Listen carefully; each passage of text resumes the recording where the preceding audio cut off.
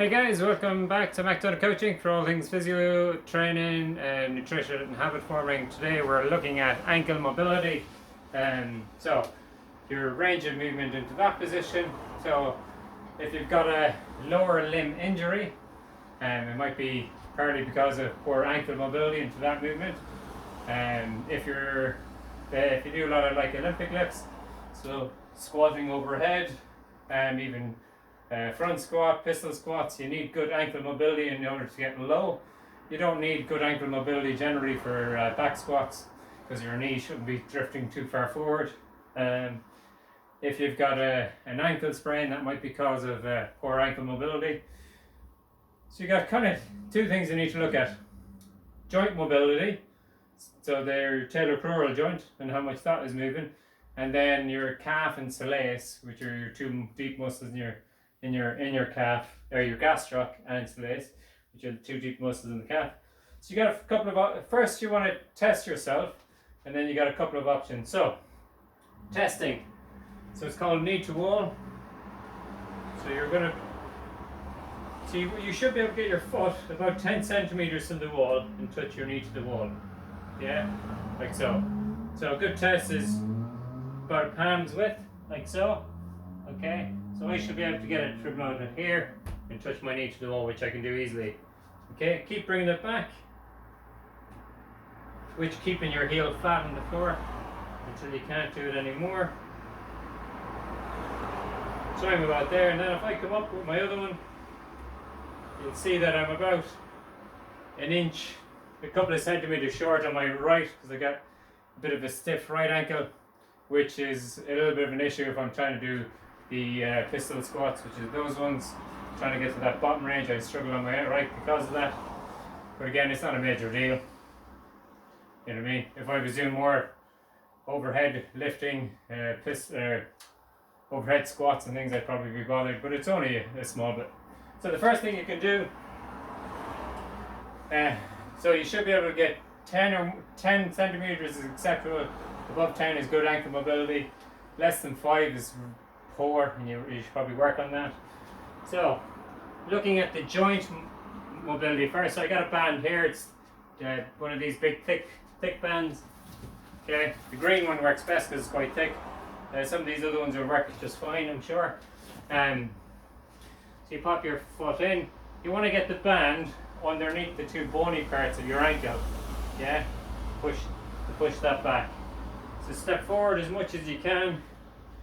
Yeah, and you can step on it behind as well. And then you're just driving that knee forward and mobilizing into that point of restriction. Yeah. Your second option is to do the opposite glide. So on your tibia, your shin bone that comes all the way down, you're pushing the bone underneath back, or you can push your shin forward. So your other option is here.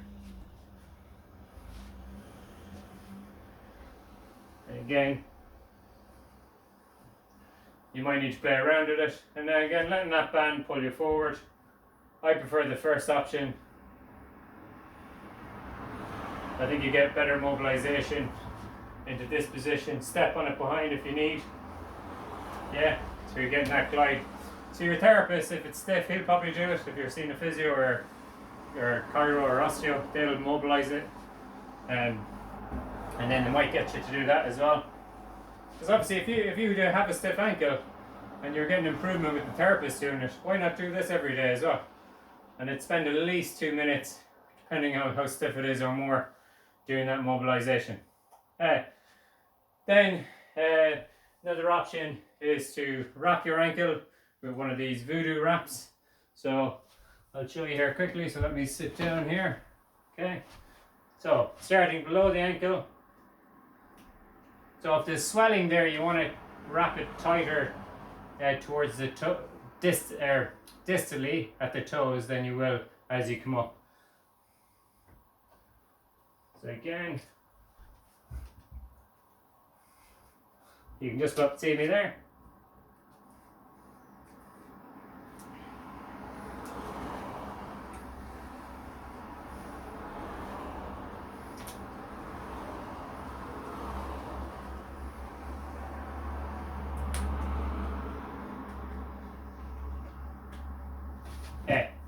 So now it's nice and wrapped. Again, you want to mobilize into that point of restriction. Yeah.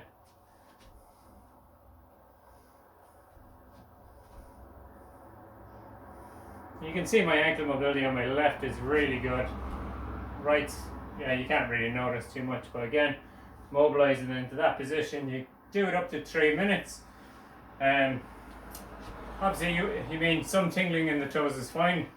Again, just keep an eye on the coloration. If it's too tight and it's becoming painful, just take it off. Discomfort is so quite uncomfortable, not painful. That makes sense. You could wrap it up to 3 times, 3 minutes each, and again mobilizing into that point of stiffness.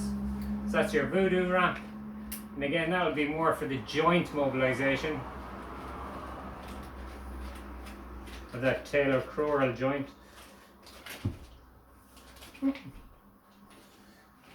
And then your next option is to work on the soft tissues. So if we go, you got foam rollers, and then like a lacrosse ball or a tennis ball will work. So again, which I'm sure a lot of you have done. So if you're doing a foam roller, if it's quite tender, and which mine are, I'll probably just start off one leg on it. Okay, so this needs to be uncomfortable. Yeah, on the brink of painful. So again, you can get in or out by just changing the ankle. So this is called your pressure wave. Okay, so you can do small rolls, find a point that's tender, and then just rolling it there. Again, add more weight. You can pop both of them on. Yeah, lift your bum off the floor, get more weight on it. Even crossing over, get more weight on it, and as much weight as you can tolerate. Or if you're a bit of a wuss like me, you might start off just on the one, and then you'll kind of do like what we call trigger points. So find an area of tension or pain. You're going to squeeze your calf 5 to 10 seconds, then relax and let the roller dig in deeper, and again contract. So it's like when the therapist gets their thumb or their elbow into your muscle. Contract and relax, and then you can do these ankle pumps. I'll show you here. So just pumping the ankle up and down, you're kind of flossing it then.